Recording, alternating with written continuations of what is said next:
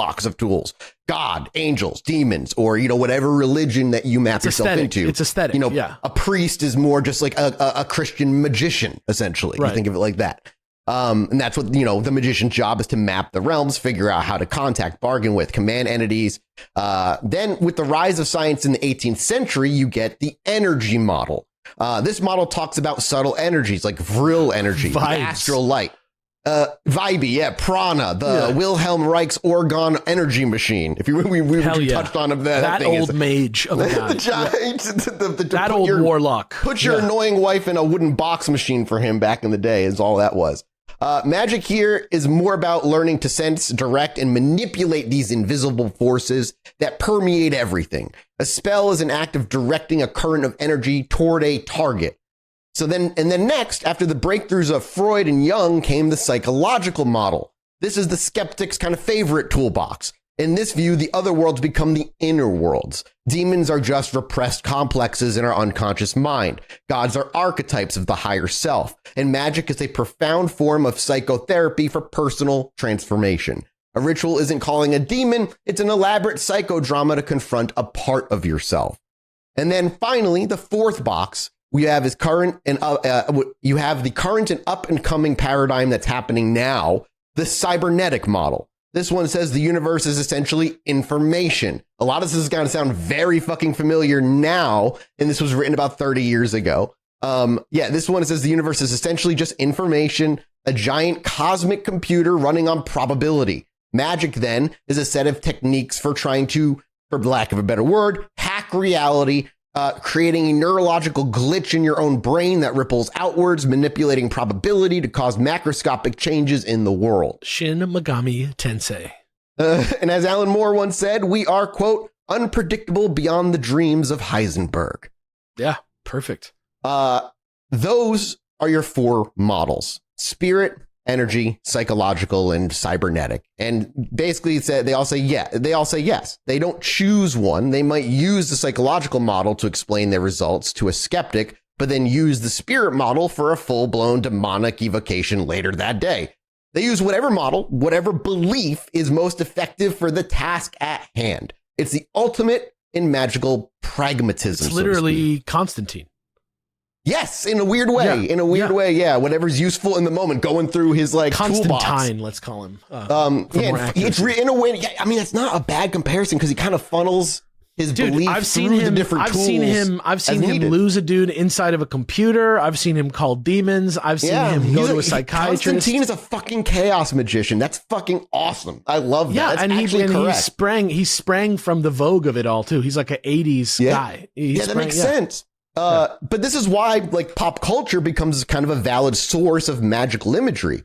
The rationale is that all symbols, all are equally valid in the chaos magic paradigm. To the practicing chaos magician, the symbolic power of a corporate logo or a comic book character is just as potent, and often more so in the modern mind than an ancient Egyptian god form. 100%.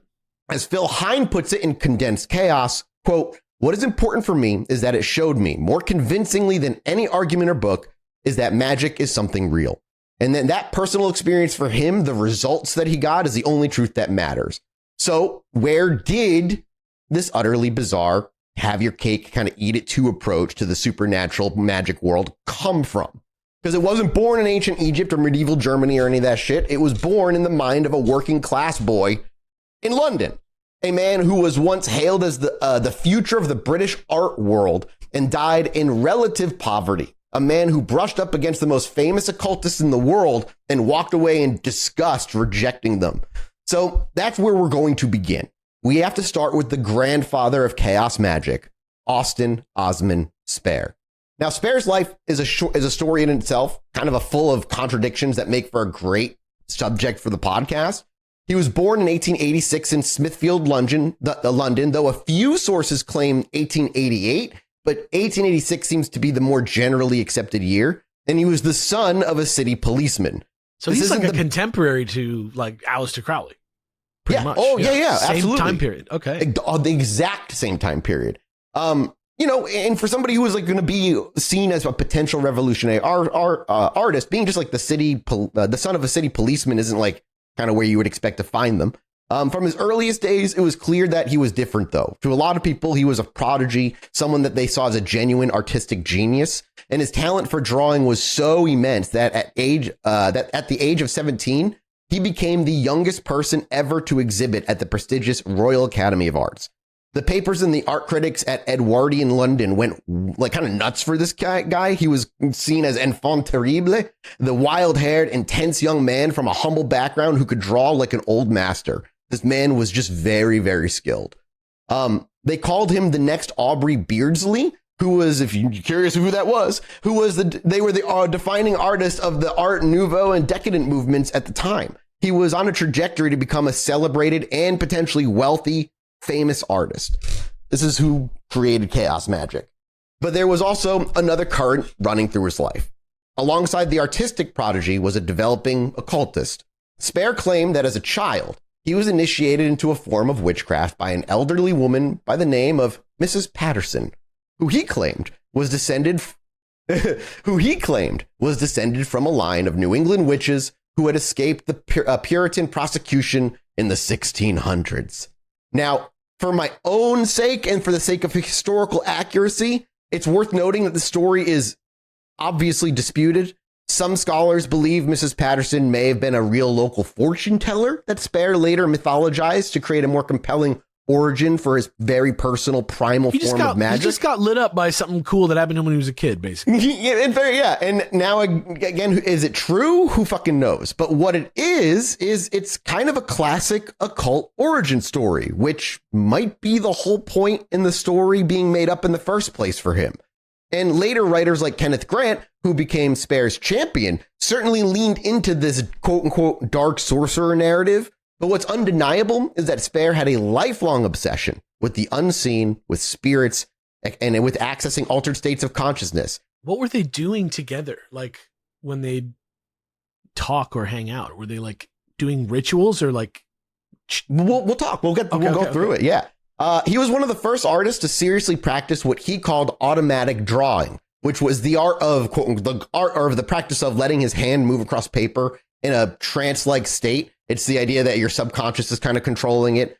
And years before the surrealists in Paris would claim to have invented it, he was doing it. And he was, in many ways, years ahead of some people in terms of like paranormal practices. And of course, in the small kind of incestuous occult world of early 20th century London, there was one name that overshadowed him and everybody else. You've already said his name before, none other than Aleister Crowley. And it was inevitable that their paths would cross as Spare would remain obsessed with occultism his whole life. Crowley was always on the lookout for new talent and potential disciples, and he saw Spare's work and was impressed. So Spare was briefly brought into Crowley's magical order, the AA, or the Argentium Astrum, or the Order of the Silver Star. Cool. Yeah. And for a very short time in 1909, he was a probationer with Aleister Crowley. Wait, so is Crowley like a little bit his senior? Like, are they a little bit his senior, a little older? Yeah, generationally older than him a little bit. Yeah, I think he's like 15 to 20 years older. I think he's right around that time. Yeah, in 1909, he was a probationer, but it didn't last. Crowley's system, Thelema, which is meaningless to you boys right now, but we'll talk about it one day. I mean, it's pretty well known. Yeah. For all its revolutionary do what thou wilt philosophy, was still, for Spare, incredibly hierarchical and dogmatic. It was filled with complex rituals, Egyptian gods, Kabbalistic correspondences, a strict system of grades and initiations, and so much sex later on. And at the top of it all was the great beast himself, Aleister Crowley, a man with the ego the size of a fucking planet who demanded absolute loyalty to him. And Spare, who was this kind of fiercely independent working class individualist at the time, wanted nothing to do with being like a servant to Crowley. He found the whole scene to be pompous and what he called overly intellectual and frankly, a bit silly. This is starting to sound like a Constantine origin story, to be honest with you. That's why I just got to go through this stuff because it's fascinating. It's important.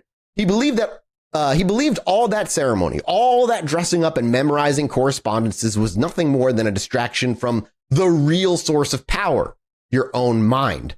To him, these complex systems were just another trap another set of beliefs to get stuck in.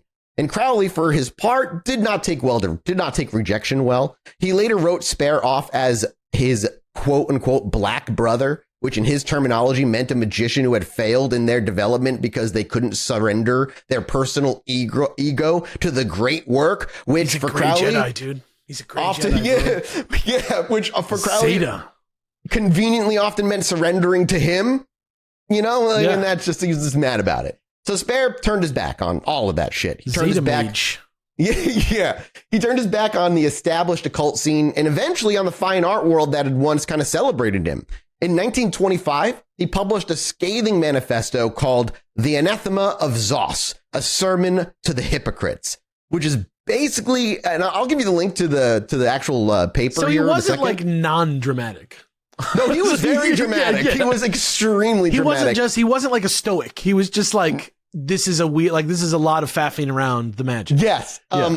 Basically, this thing that he wrote, I read the whole thing. It's not that long. I'll give you the link to it right now, just so you have it. Sacredtexts.com, dude. Lol. Yeah, dude, it's a great site.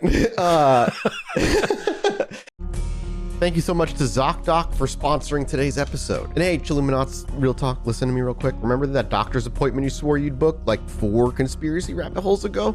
You know, the one, the dentist visit, that biannual cleaning that's now on the annual physical you've postponed so many times it should be called triannual. And, you know, my personal favorite, the dermatologist checkup, that mystery rash you keep pretending is a birthmark. I know it's not a birthmark, Jesse. Why not book it today? Zocdoc makes it easy to find the right doctor right now, all online. Honestly, you could lock in a slot before this ad read is even over. Lately, my feed's been drowning in wellness checks on my social media, by the way, like wellness hacks, rather. She's like, oh, wellness checks. Wellness hacks. Apparently, cottage cheese is a complete nutrition plan. Let me give you a couple other things. Red light therapy cures every skin problem in the world. And people are chasing olive oil shots like it's like some sort of dawn of a new craft cocktail. So let's give the freaking AI algorithm a break for a minute. And how about you talk to like real life healthcare professionals instead? I know, crazy idea. With Zocdoc, that's as simple as a few clicks though. And look, I'm not getting younger either. These days I'm wrestling with insomnia like always. And sometimes I wake up and my shoulder hurts for no reason, or my back's twitching from hunching over my research notes of aliens and which taco bowl to get at my favorite restaurant. So, you know, it's just finding the right doctor can feel difficult, but it's easy with Zocdoc. Zocdoc is a free app and website where you can search and compare high-quality in-network doctors and click to instantly book an appointment. With Zocdoc, you can book in-network appointments with more than 100,000 doctors across every specialty, from mental health to dental health, primary care to urgent care, and more. You can filter for doctors who take your insurance, are located nearby, are a good fit for any medical need you may have, and are highly rated by verified patients. And once you find the right doctor, you can see their actual appointment openings, choose a time slot that works for you, and click to instantly book a visit. Appointments made through Zocdoc also happen fast, typically within 24 to 72 hours of booking. More often than not, you can even get same-day appointments. I use Zocdoc. Truly, I use Zocdoc. I promise. I've been using it for a long time because I hate talking to people. And you should too. So stop putting off the doctor's appointments and go to Zocdoc.com/chill to find and instantly book a top-rated doctor today. That's ZocDoc.com/chill. Zocdoc.com/chill. Basically just a giant middle finger to the art establishment before he retreated into the working class boroughs of South London where he would live for the rest of his life. Now, I'm just going to give you two prized, like two little quotes I pulled from this thing that I want Jesse to read. Great casting. You're an angry, disillusioned Crowley student going on your own. I'll give you you got two quotes. This one first. There's one in here I'm hoping it is. Oh my God, dude. In this ribald intoxication of hypocrisy, this monument of swindlers' littlenesses, wherein the mystic symposium, the hierarchy of necromancers that was honest, was Sodom. Your theology is a slime pit of gibberish, become ethics. In your world, where ignorance and deceit constitute felicity, everything ends miserably, besmirched with fratricidal blood. Thus are ye outcasts, ye habitate dung heaps. Jeez. Your glorious palaces are hospitals set amid cemeteries. Incredible. Incredible insult right at the end. I was going to have Alex take this next one, but maybe Jesse should just read it as well. I've been playing a lot of Dark Tide, so I got the voice down. It's a little shorter, but this is another one I yanked. It's exactly what you said. Like, Yep. what he is saying is just exactly what you said. Go. Who's taking it? Take it, please. Jesse, To go ahead, take cast it. aside, not save, I come. Inexorably towards myself to smash the law, to make havoc of the charlatans, the quacks, the swankers, and brawling salvationists with their world-tawdry phantasmagoria, to disillusion and awaken every fear of your natural rapacious selves. I like the By the way, are we not? Hold on. Chip. Incredible Are we not gonna reading. read? Incredible reading. Go ahead, Thank you, read whatever you want. Whatever you saw in them that you want to read, please. There's so much in there. You're that's telling worth me we're quoting. not gonna like this man has some bangers in here. Dude, I can't do the other. I just make you read the whole thing if it was, there's This man bangers says, after- he says, in that ye are cannibals. What meat should I offer, having eaten of your own dead selves, savored with every filth? Ye now raven to glutton of the mind's motion? This guy's wild. This is some I thought of the he was best. trying to be chill. I thought he was trying to like make it. There's like nothing chill about this. This is discipline of the fantastic. people. No. Like Bruce Lee. You know how like Bruce Lee like Jeet No. Kune Do'd everything together Brother, into like. every magician I know and have read and studied about, from Crowley to fucking Madame Blavatsky to this guy, they're all dramatic as fuck. This Every dude- one of them. This dude belongs in Warhammer 40k. This Believe guy Yes, or he blaspheme. does. This guy Believe or rocks. blaspheme. Dude, Zoskier Cultus, the Book of This Pleasure. guy's just, dude. Ye are good murderers only, dude. Speaking of 40k, I went on a little like Chaos Magic deep dive. And if you go to Chaos Magic on Wikipedia, the real Chaos, not like, not 40k. The logo of Chaos Magic literally is the logo for Chaos in Warhammer 40k. And I'm like, it's dude, also the logo for Chaos in Hades. Let me tell you something. it's so funny. Let me tell you something. Let's go back to that John Constantine connection that I made. We're talking about the Thatcher 80s England, which is the exact environment from which Warhammer sprung, the exact environment from which heavy metal sprung. All that shit is all like Chaos Magic rooted. Alan Moore, all his stuff is chaos. He's like Yes. he made his own gods. He's crazy. He's a Chaos Magic practitioner. Like by literal definition, that man is. Like, I've learned a lot about comic book writers and shit from just doing podcasting and not from reading the comics. Are we going to talk about the Invisibles today? I don't think that's going to be today because I don't. Maybe next week. We'll see. Okay, because that's one of the coolest things that I've ever seen. We'll see what we get to. It's a lot. But yeah, this guy went from basically being a potential celebrated artistic genius to living in abject poverty, writing these like the scathing manifesto. And at times in a dank Brixton basement is where he lived at a lot of points in his life around this time, surrounded by apparently a horde of cats that he looked after. He was living in the basement of a cat lady, I think, and just cats were around him constantly. But he still held exhibitions of his work in local pubs because the galleries had forgotten him at this point. There's even a famous, though likely apocryphal story from the journalist Hine, who claimed Spare was invited by an aide at the German embassy to paint a portrait of Adolf Hitler in 1936, an offer that he contemptuously refused, by the way. So he didn't go and do that. So this guy's still hero material. I'm taking it. Yes. Yeah, And it was going. in this self-imposed occult exile that he refined his own unique philosophy of magic, laid out in his cryptic and brilliant masterpiece, the granddaddy book I referenced earlier, The Book of Pleasure, Self-Love. And this is where we get to the absolute core of what would become Chaos Magic. Spare called this system the Zocdoc cultus. Now let's break this down. Zos, Z-O-S, was Spare's word for the body considered as a whole, the mind, soul, and flesh as one complete unit. This was a radical idea at the time when most Western spiritual traditions, influenced by Christianity, saw the body as a crude prison for the pure soul inside. And for Spare, the body wasn't a prison. It was the alchemical vessel, the very vehicle of power. Then you have Kia.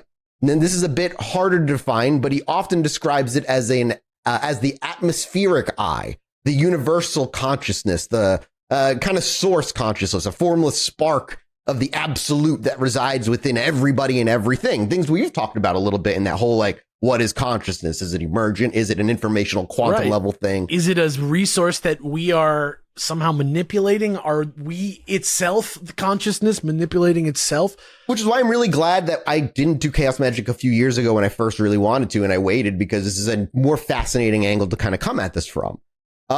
And now this all might sound, I skipped ahead there. So yeah, Kia is like the source, basically. It's a concept similar to Tao and Taoism, or Brahman and Hinduism. The goal of his magic was to unite the Zos and Kia, the personal and the universal, and achieve a state of non-dual consciousness. Now this kind of sounds like high magic, which is the philosophical stuff, but his methods were kind of anything but, which is where Chaos Magic kind of gets interesting. He developed a concept called atavistic resurgence. Now, this is some fucking truly weird shit. Now, Spare believed that our bodies hold the genetic and spiritual memories of our entire evolutionary past. Not just our human ancestors, but like our pre-human ones, too. It's like a pre-Wi-Fi version of the noosphere, basically. Yeah. Apes, lizards, fish, single-celled organisms, all of it. He believed a magician could regress their consciousness back through these evolutionary stages to tap into the raw, primal power and instincts of these atavisms, quote unquote. And he would enter. Sorry, I thought Jesse's hand was raised for some reason in the corner of my eye. I was thinking about how this definitely sounds like the plot of a movie, but I literally can't think of the plot of the movie. Or what movie that is. I don't know why I would even try to think of it, because I haven't Qui-Gon seen it. Jinn, there's definitely one of those things, like there's a definite story where it's like, we must connect with ourselves in the past, but like everything is... That's Assassin's Creed. Yeah, I mean, that's definitely Assassin's Creed, but there's something... I can't remember what it is. Like what you're about to say, and the idea that your entire genetic memory is in your body is like literally Assassin's Creed DNA. Foundational to Abstergo's idea. Yep. Yeah. Mm-hmm. Mm-hmm. He would later enter a trance and feel himself becoming a tiger, a snake, a bird of prey, believing that this process released a huge amount of energy from the psyche that could be used for magic. Now, is there a comma in there? Yeah. Feeling himself becoming a tiger or a snake, feeling himself, comma, or was he feeling himself? Oh, no, feeling himself become a tiger, comma, a snake, comma, bird. Okay, break, well, comma. that's fine.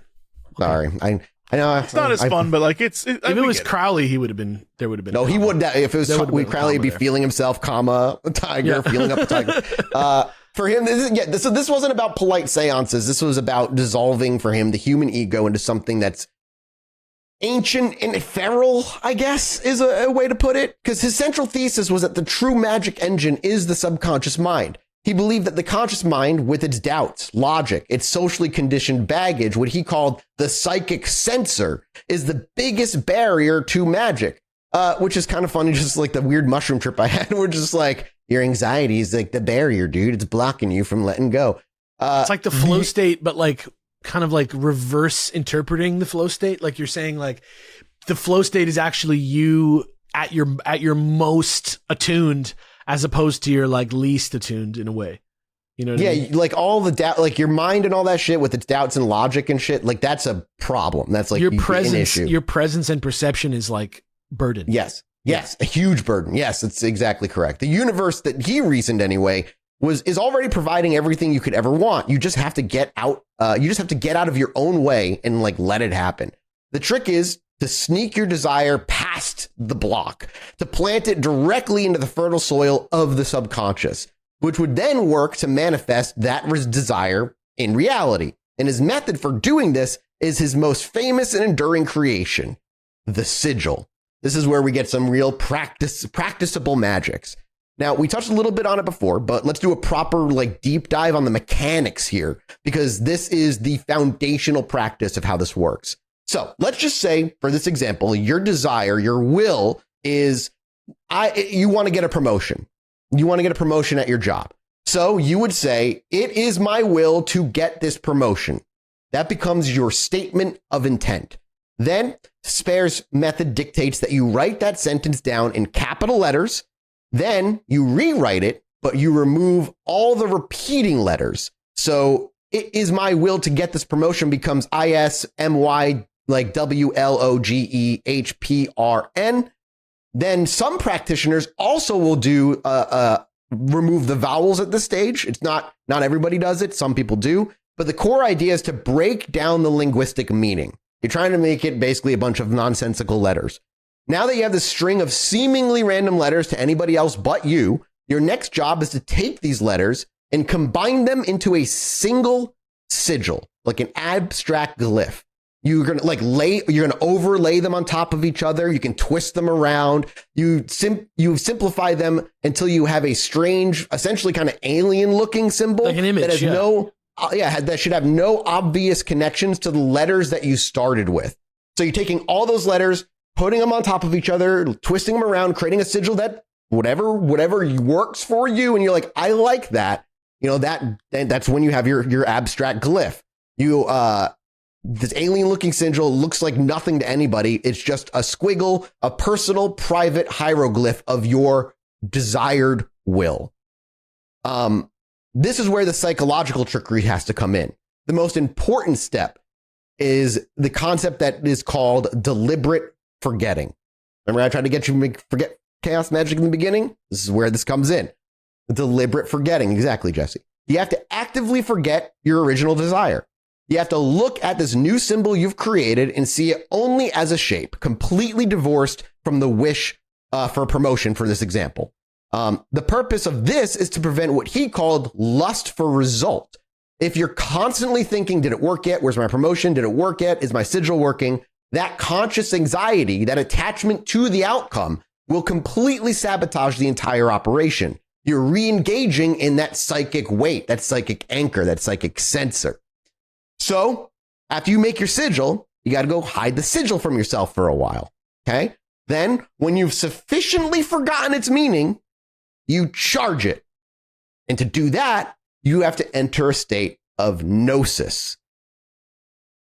That is not gnosis, Jesse. We lost that him, is dude. not gnosis. Yeah, he's been taking sleepy gummies. He's having a hard time. No, it's not. No. I just think it's very funny that it's like, all right, create a sigil, then forget the sigil, then come back to it. You have to forget then your charge intent. it.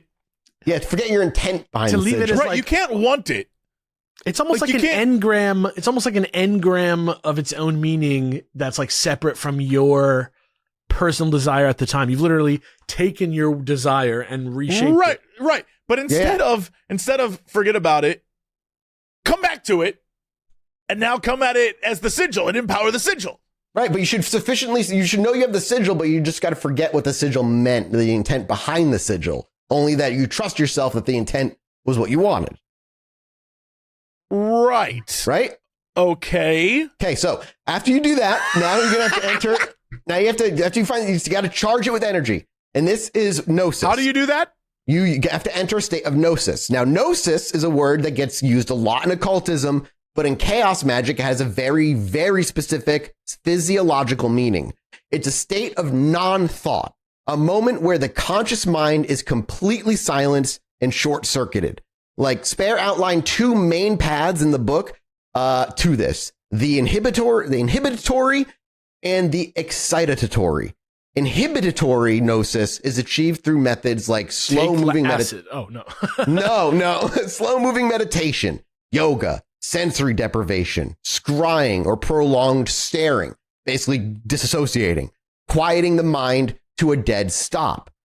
Excitatory gnosis is the opposite. You get there through intense emotion, pain, sensory overload, chanting, drumming, ecstatic dancing, sexual arousal, or even a sudden shock of fright. I was going to say, I've heard charging only to mean in the past jacking off on the sigil. Jacking off all over the symbol. That is, that is what my common understanding of it was as well. Like, that's what always sticks.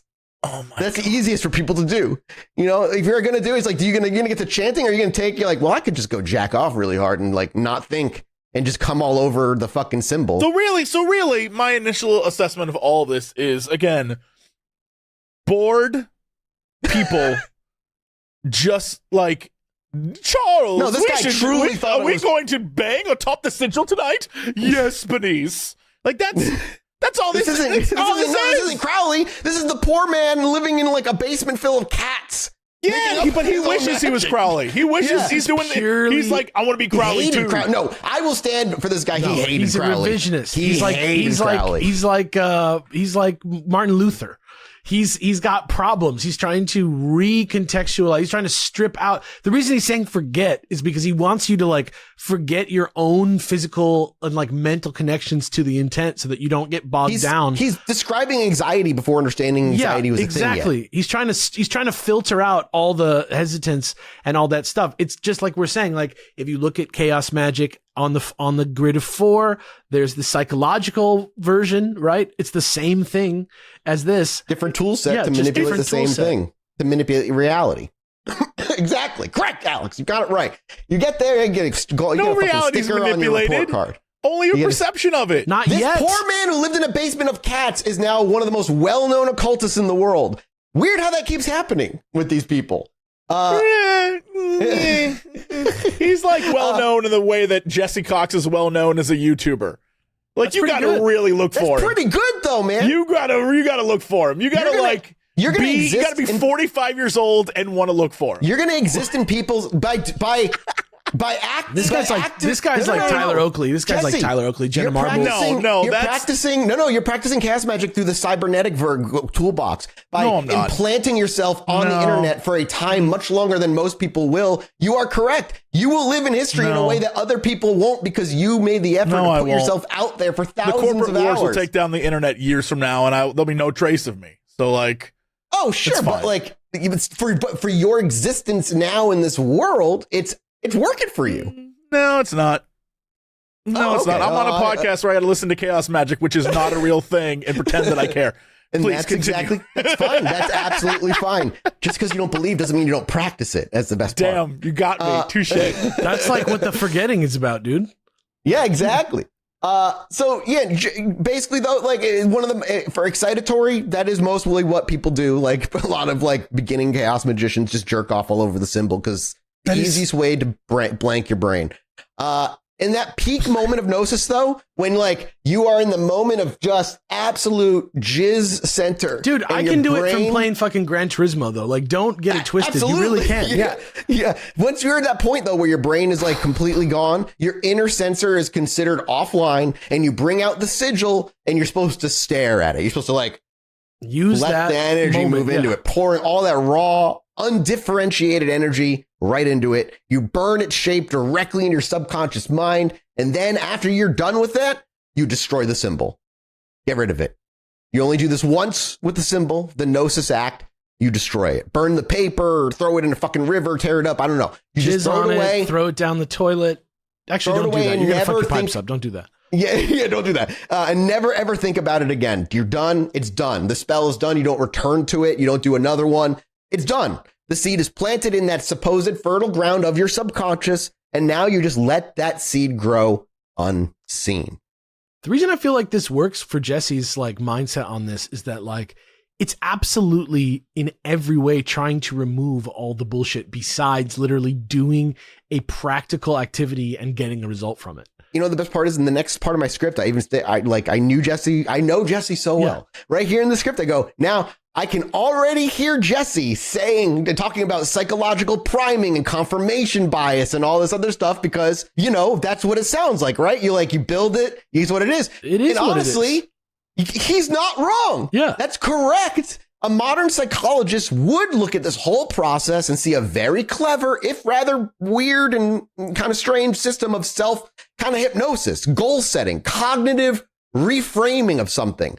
But for Spare and for those who followed him, this was the real deal. This was a technology for interfacing or interacting with reality. And he developed entire systems around this, like his alphabet of desire. His work was kind of dense, idiosyncratic, and deeply personal. And for decades, it was largely forgotten. The domain of a few, maybe dedicated collectors of really kind of obscure niche occult stuff. And he ended up dying in 1956, being nothing more than a footnote in the art world and a ghost of nothing in the world of magic. It wasn't until the 1970s that his work would be rediscovered. And this was during the landscape of 1970s Britain, not America specifically, and it was a bit of a pressure cooker over there. The optimism of the 60s had kind of curled up, the economy was not doing great, and a raw, kind of angry energy was starting to bubble up. This was the era that kind of gave birth to punk rock. It was anti-establishment, anti-tradition, do-it-yourself, and deeply, deeply cynical. An anti-young boys trying out for the ballet. Exactly. They were allowed there. Wow, I feel like I'm actually over there in that time period. It was, so this is the birth of punk. And alongside this social upheaval, there was an occult explosion happening simultaneously. The Witchcraft Act had been repealed in 1951. And what was once hidden was now kind of bubbling back into the mainstream 20 years later. And you had figures like Alex and Maxine Sanders, the self-proclaimed king and queen of the witches, appearing on television. You had popular weekly magazines like Man, Myth, and Magic on newsstands that detailed everything from alchemy to zombies for a mainstream audience. And the occult was just trendy. A particular group of English occultists and psychics were traipsing around the countryside searching for a certain verdant colored stone, perhaps, at this time also. You're not wrong, man. In the same You're absolutely correct. Literally at the exact same time, the green stone shit was happening. Yeah, exactly. And they were kind of practicing chaos magic in their own way, dude. But while the occult was being trendy, it was also fragmenting at this time. It was into this volatile mix of punk rock nihilism and occult revivalism that a new and uniquely absurd ingredient was thrown in: Discordianism. Now, we can't talk about chaos magic without talking about Eris, the Greek goddess of chaos, as well. The Discordian Society, as popularized in the Illuminatus trilogy by Robert Annon Wilson and Robert Shea, is in its own words, quote, a tribe of philosophers, theologians, magicians, scientists, artists, clowns, and similar maniacs who were intrigued with Eris, goddess of confusion, and with her doings. The founding myth of Discordianism is laid out in their sacred text, the Principia Discordia. According to its authors, Malaclips the Younger and Omar Khayyam Ravenhurst, the goddess Eris appeared to them in a bowling alley in the late 1950s. She was upset that she'd been misunderstood for millennia. She wasn't evil, she was just the embodiment of creative disorder, while her boring sister Eris represented stultifying order. Eris's most famous act, of course, was the original Trojan War incident. The story goes that Zeus was throwing a wedding party on Mount Olympus and deliberately didn't invite Eris because, well, she's a troublemaker. And furious at the snub, Eris fashioned a golden apple from the garden of Hesperides, inscribed upon it the word Callisti, meaning to the prettiest one, and rolled it into the party. Naturally, three goddesses, Hera, Athena, and Aphrodite, immediately started fighting over it. I just want to say, I love Greek gods and how humanly petty they are. They're fucking amazing. I love that just like people fighting over who the prettiest one is just such a human, stupid, dumb thing. This divine catfight eventually led to the judgment of Paris, the abduction of Helen, and the decade-long bloody Trojan War, all because of one divinely inspired prank.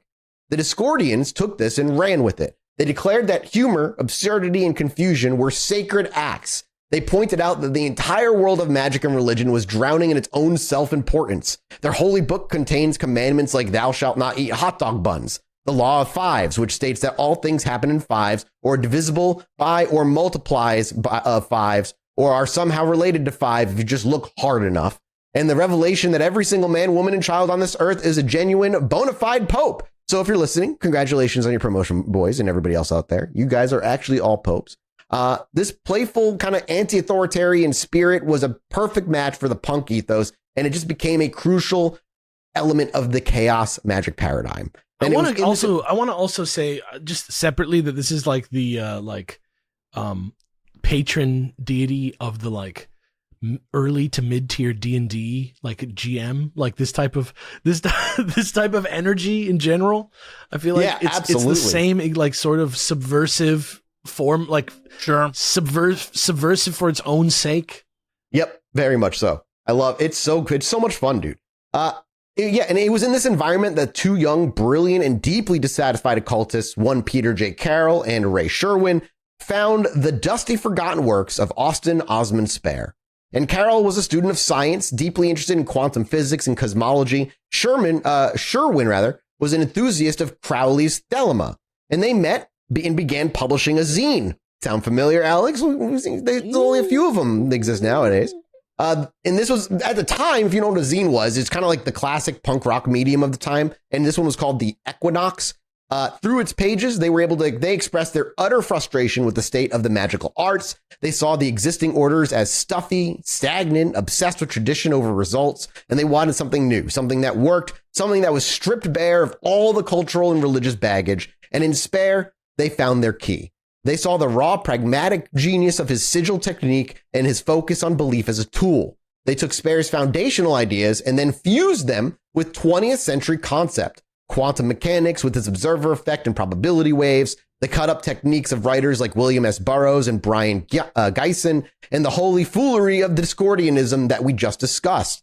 They were creating a new synthesis, something that's like a postmodern magic. And in 1978, the same year they announced the formation of the IoT, another influential figure, Genesis P. Orridge, who had studied magic under William S. Burroughs and Brian Gysin, established the Temple of they spell it weird. Psychic Youth. The Temple of Psychic Youth, but spelled Thee and of is OV. And psychic is spelled Psychick for some reason. This group took these kind of like nascent chaos magic ideas and began to blend them with industrial music, performance art, and the proto-cyberpunk aesthetic that was also beginning to bubble up, further showing how the movement was branching out and cross-pollinating with other countercultures. Carroll and Sherwin, in a 1978 issue of the New Equinox, announced the formation of their new magical order, one based on these principles, and they called it the Illuminates of Thanateros, or IoT. The name itself is a statement of intent combining Thanatos, the Greek god of death, and Eros, the god of love and sex. And this pointed to the two great overwhelming experiences, the ultimate inhibitory and excitatory states that can propel a person into gnosis. The IoT was to be a meritocracy. You didn't get in by knowing the right people or by paying your dues. You got in by demonstrating you could get results. They declared themselves the spiritual heirs to the Zocdoc cultus of Spare. And they published the two foundational texts that I also mentioned earlier, Sherwin, the Book of Results, that slim kind of practical handbook for sigil magic, and the Liber Null. And that is where the other one is more like magical systems for shamanism, ceremonial magic, etc. Chaos Magick simply chooses to do this kind of consciously without getting trapped in any single system, essentially. And it's right here, as we kind of meet these two characters, that we're actually going to kind of bring ourselves to a close for this episode. It's very much like Jeet Kune Do. I just can't stop thinking about that. It's like so very much the same thing as what Bruce Lee was doing with martial arts. He was like, get rid of all the bullshit. Let's just make it useful. Yeah, basically it's the goal. And it's like, this is just the first part of the story. We've now seen the birth of the core ideas of this stuff with Osman Spare. We've seen the cultural explosion that allowed these ideas to kind of just be rediscovered in the unique kind of mixing pot that needed it for it to kind of explode like it did. And we've seen the information of the first Chaos Magick order by a pair of angry, anti-establishment people. These ideas would continue to spread and evolve, with figures like previously mentioned Phil Hine, along with Julian Wilde and Joel Baracco, publishing influential books and zines that were particularly important in spreading these techniques through the early days of the internet. And the groundwork has just been laid. But the theory is one thing. The practice is something else entirely. So next time, if you boys are interested, you only got a week, so, not a lot of time to try it. But if you're interested, in those who are listening, why don't we, if you're willing to give it a shot, open up the Chaos Magician's Toolkit and check it out. Maybe practice a little bit of the glyphs thing. See if something you want to mess with or not. And next week, we'll be talking about creating artificial spirits called servitors, weaponizing pop culture, and the many, many ways one can kind of blast the doors open of perception off their own hinges. Because it gets so much weirder than this. And like I said, including magical spirit slaves that will do what you want them to do. It's all sex. Like a mining No bot. matter what So anyone much says. sex, brother. It's all sexually related. Sexually related, dude. That's It fantastic. is. I want to be sexually related to you. All right. I don't. What? No. It's like a Okay. new song. It's a cool song. Is it? That's not is a it cool song. I want to be sexually related to you. It's kind of good. Is it? So? We can work on it a little. That's not We good. can spice it up. It's not good. I want to be sexually related to you. That's the Chaos Magic. Theme Are you song. boys going to give it a shot before we go? Are we going to give 100%. it a shot? I'm already giving it Hell a yes. shot every day of my goddamn life on this show. Let me But are you tell going you. to create a sigil? Are you going to do the sigil practice? Yeah, I'll do a sigil. Yeah. I'll jizz Jesse, on you that gonna do sigil it? if I You can. should do it. Yeah. You should. No, I'm good.